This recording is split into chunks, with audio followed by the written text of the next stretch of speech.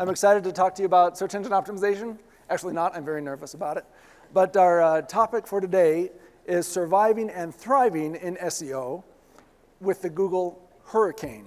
Now, many of you may not even know that the Google hurricane is actually happening. You may be in the heartland and not realize that it's there, but it is. Google has already been making changes for years, but they've been much more frequent recently. So one of the things that we want to make sure that you're doing is exactly what Christy said, making sure you're testing, you're tracking, you're analyzing, so that you can see what's happening to your Google experience.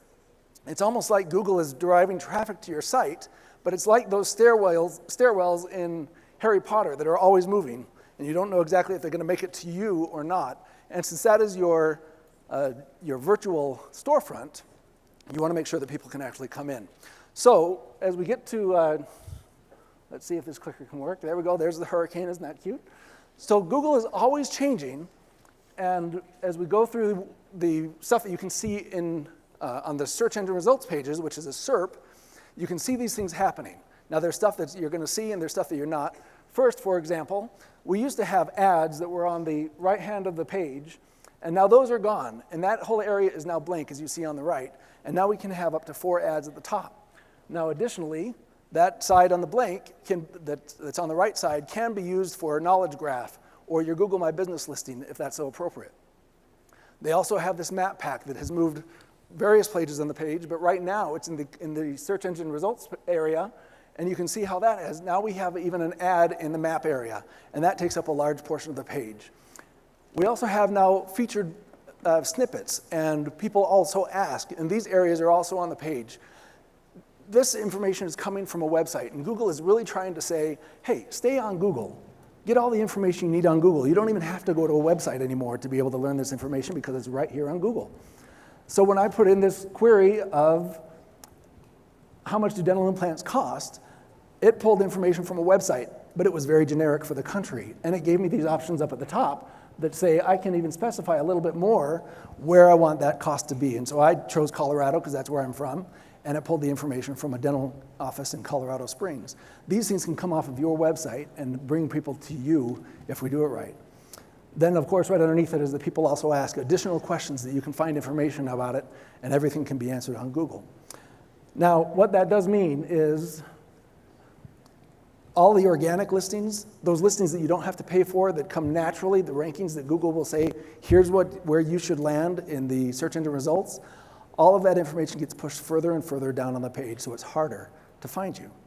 Well, what used to happen is you can see with this search, or what this is actually now, the ads come first, then of course the map listings, and then as you go further down, finally you'll get to those organic listings.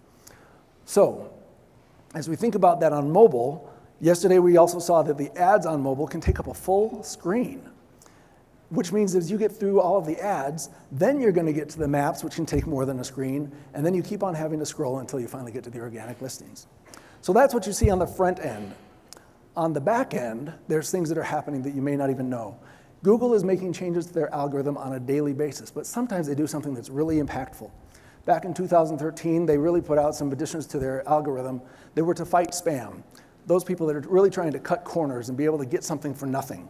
All of that information now is hopefully blocked in Google. So people that had thin sites where it really didn't add any value to the internet, or that were buying links to try to get authority somehow, just like what we heard yesterday from Blake when he was talking about buying Instagram followers, those things don't work. And Google wanted to stop those loopholes from happening.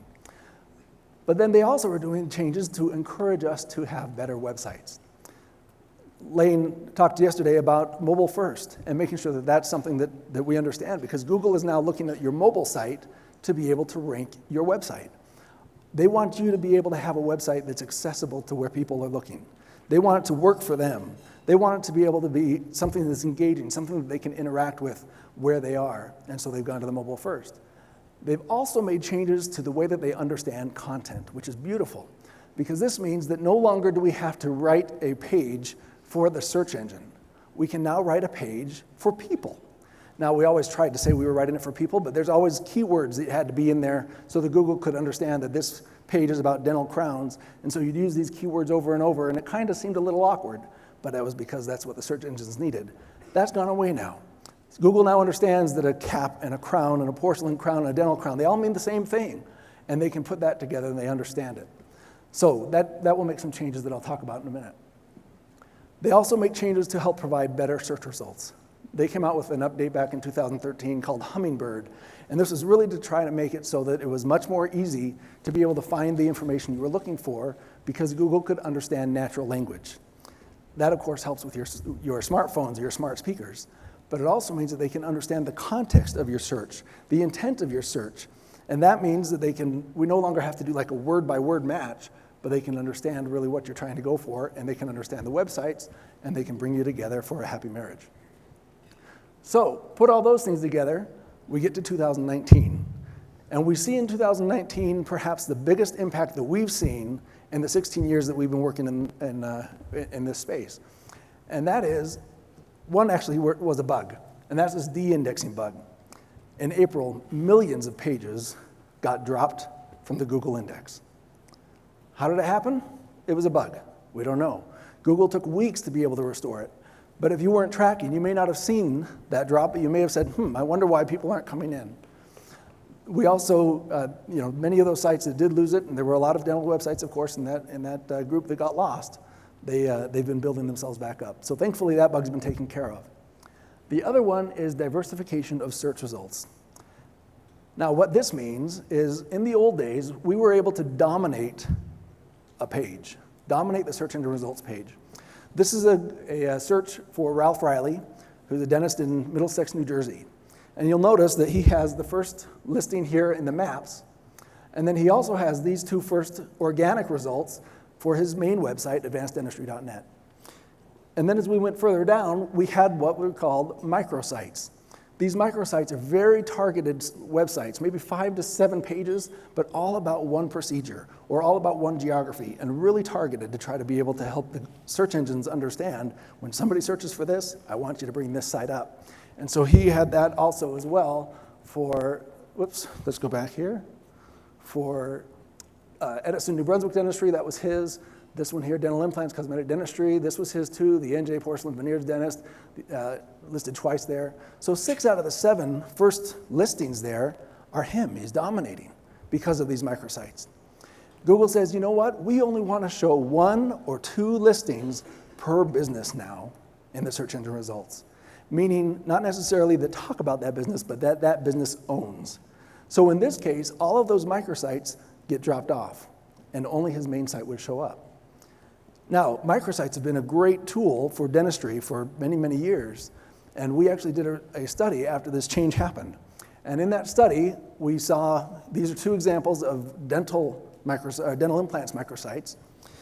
And just to explain a little bit, this one right here, the top one, it's going off of the number of organic visits to that dental implants microsite. And before the change, you could see that they were having 600 to 900 visitors per quarter to that microsite. And then look what happened with the change, down to about 50 per quarter. Their conversions, likewise, they were getting, and here's the axis for the conversions, were from 30 to about 65 or 68 conversions on a quarterly basis. That also dropped now to nothing. And the other site with very similar results, just not the same kind of traffic. Well, we said, well, what really happened in their visibility? When we looked at the visibility, again, here's the same 2 microsites here, these dental implant microsites. When we look at visibility percentage, basically it's just a score that we give that if you had all of your keywords that you're looking for that website ranking in the first position across all of the search engines, Google, Bing, and Yahoo, the major search engines, you would get 100% visibility. And if they're in the top 5%, or the top 5 listings, you're still pretty high up there, right? And so in this case, these 2 were doing pretty well. About a 78% visibility, and this one's about 55%, and you can see how far they dropped with this change from Google. Interestingly, these top 2 are those clients' main sites, and their visibility kept strong throughout that whole time. So microsites basically are dead, and we have to figure out what to do with all this content that has been there and what you can do with other content. And the implications of these changes may make you say, what can I do? And so I'm going to show you 4 things that you can focus on to be able to take care of these changes that are going on with Google, that you can survive this hurricane even if you didn't know the hurricane was going on. Those 4 are EAT, and this is a different EAT than Zanya talked about yesterday, but I'll explain that in a minute. Your content, your user experience, and also the local listings. And there's so much overlap in these that they really have a lot of interplay. So be able to focus on all of these different areas. So first is EAT, which Google says stands for expertise, authoritativeness, and trustworthiness. Now, we talked a lot yesterday and even today about how to establish this authority, how to establish your social proof, how to help other people understand that you are someone with authority, someone with expertise, someone they can trust. And of course, you need to do that on social media, of course. You also need to do it with your website and how you're bringing that information in. So think about what you can do to be able to express your expertise. Think about what you're showing on your homepage. We see videos that go on homepages of basically the private life of the doctor. And so, for example, there's a video that goes on where the doctor's in his kitchen cooking mushrooms, which is nice, but that doesn't say anything about expertise of his dentistry. So if we think about what we can do to show that expertise, how about your smile gallery, your before and after photos? How vivid are they? Are we really showing a before and after of a full face? Because that's powerful. And you also probably want a close-up of the lips. Now, normal potential patients are really concerned about how everything fits together. They're not really concerned about what's going on when you retract those lips and see everything else. They might even be a little grossed out about that kind of stuff. So really focus on what people can understand, what they can see, and how they can relate to it. Bring those in your smile gallery, but bring those also up to your homepage, up to your actual procedure pages. Put them in there so people can relate to it on the page that they're looking at. Other things of authority we talked about. For example, with authority, you can also say Zanya talked about putting your logos of your alma mater or even the study clubs you're a part of, the associations you're a part of. Go ahead and put that up there. If you're listed in the news and media, you can put these kinds of things in your About Us pages, and those things can help to establish that authority. Also, as you understand people's questions and answer those questions on the website, whether it's in video form like Manal talked about, or if it's just on a text form of your content and the way your office answers those questions, those things can establish that authority. Just like what Dr. Harris said yesterday about being able to understand somebody, and how Kendra said, I really feel like he connected with me because he was answering my questions. Trust is the same thing. Trust helps people to really know that you're somebody that they can count on. And having all these 3 aspects together can help them do that. If you have testimonials, hopefully you have them out there on Google, the reviews that we've been talking about, Google, Facebook, Yelp, and other areas. That's awesome. We also want to bring them into your website. And hopefully the ones that you have on your website wouldn't be duplicates of what you've got on those other sites. But these are testimonials that you may receive in the mail, a thank you card, or sometimes people will send something through your email directly to you or through your website directly to you. Those are the kinds of testimonials we want to put on your website. Yes, you can see that you've got widgets sometimes from your other tools that you use like Bird Eye or Revenue Well. Those kinds of things can be helpful too. But if you can get some static, powerful testimonials with pictures of your patients, that's awesome. Here's an example for Dr. Hovden in San Francisco. On his porcelain veneers page, he was able to put this testimonial up because she talked about the 8 porcelain veneers she got and the fact that she had veneers from another dentist that really she wasn't satisfied with. And Dr. Hovden is really the one that she trusts now. And having her picture there personalizes it so people can relate more to her and bring that testimonial into their own life and say, yes, I can also trust Dr. Hovden to do the same for me. So bring those into your actual procedure pages. Yes, it's good to have a reviews page with all those other reviews, but sprinkle them throughout your site. Bring them onto your home page. You can also use video testimonials. Here's an example. Dr. Gray in La Mesa, California, puts these testimonial videos right on his home page. And similar to what Manal was talking about with the closed captioning and making sure you've got text, even though these videos are not running, I strongly suggest that you take out a snippet, a powerful thing that patient has said about you, and put it on that website. Put it right underneath there. And you can read those for yourselves and see how powerful those can be. And so even if somebody doesn't watch the video, they know the essence and they can trust. Okay, so that experience, authority, and trust are essential, and they need to be woven through everything you're doing. And so review your site. See if it's there. See if people that come to your site would be able to feel that about you. The second area of focus is content. Still, of course, the EAT has to be woven into your content, but your content must be unique.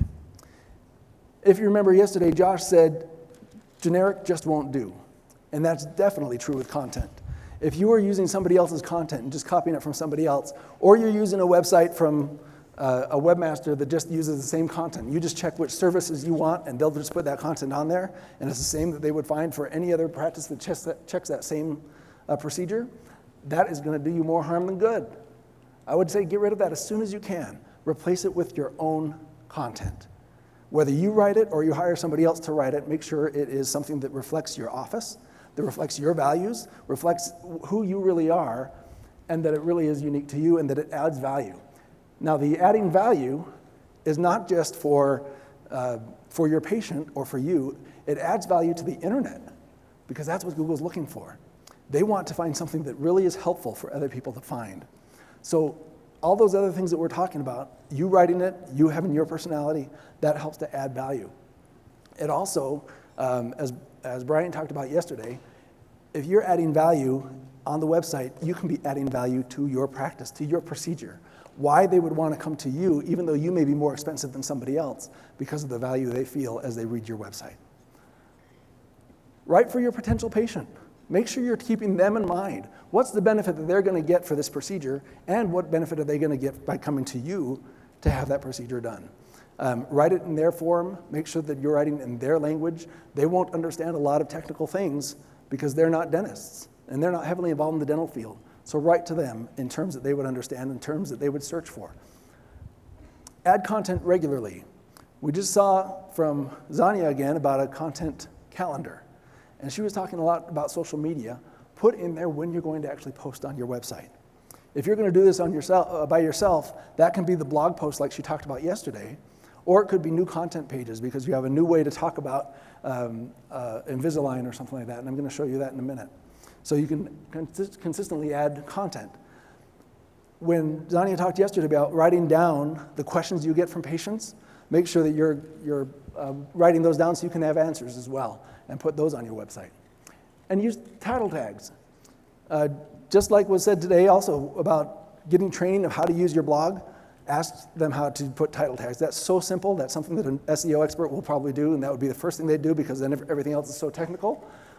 You can do that. You can put title tags. That's what's showing up at the top of the tag, up at the top, and also in your search engine results. That's what Google will base their title tags on before making changes. So your content can come in two different ways. You can bring information in on siloed content if you've got microsites that you're trying to bring back into the main site. For example, here for Invisalign, there's many different pages on Invisalign. And those all will focus in on each other and link to each other, and that will bring one concentrated topic amidst everything else, and that can work very well. Or you can go long-form content, and in fact, Google is leaning more towards this now, as more long-form content pages are ranking better than the old standard pages. And here, long-form content, we're talking 600, 900, 1,200 words on a page, but notice how it's engaging. It includes videos, it includes testimonials, it includes so many other things, and action paths, and frequently asked questions. And it goes on for a long time, so people don't have to jump from page to page to page, and going with the simplicity that Josh talked about yesterday. You can add at the bottom of your page frequently asked questions, and they've done this in a simplicity way where it's an accordion format, so somebody can just click on the question to get more information. And that's where some of those videos like Manal talked about can be hidden as well until they want to find the answer to that question. The third area of focus is your user experience. Make sure that they are having a wonderful experience when they come to your site. They can find what they're looking for. It's easy for them. They can be engaged. Your site is very quick, especially to come up on mobile. It's benefit focused again. Answer questions. Make sure your emotional response is there. That they come to your website and they're not going to see something that's just all text, but they get something that's easy to scan, bullet points, short paragraphs, 2 to 3 sentences each. So make sure that they feel comfortable when they come to your site as well. And the last area of focus is local listings, which are really any site that has your directory information or allows reviews for your business. Those local listings are what you need to claim and flesh out, especially the primary ones, which are Google, Facebook, and Yelp. And those three are the most powerful and have the most impact. But then go for your secondary ones like Apple Maps, Nextdoor.com, Bing, Health Grades, other ones for the dental area, like the NPI index, ADA, ACDA, any of those that are AACD, I mean. Make sure that those are fleshed out. You own them. You have your website, your name, your address, your phone number, and anything else that you can put up on there.